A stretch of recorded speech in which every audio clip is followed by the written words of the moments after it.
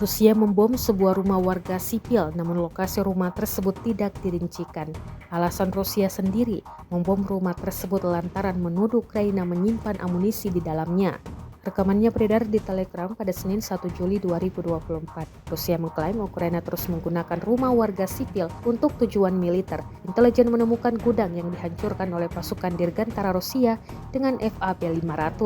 Dalam keterangan unggahan disebutkan militer Ukraina sekali lagi menunjukkan ketidakpedulian mereka terhadap kehidupan warga sipil dengan mendirikan gedung amunisi di sebuah bangunan tempat tinggal. Berharap tempat perlindungan ini tetap tidak terdeteksi, mereka menempatkan amunisi dan personel di sana, klaim intelijen Rusia. Intel mengidentifikasi gudang dan mengirimkan datanya ke Angkatan Udara Rusia. Serangan tepat dari FAB-500 tidak memberikan satupun peluang bagi militan. Gudang tersebut hancur dan bersamaan dengan itu semua tentara yang ada di sana dihancurkan.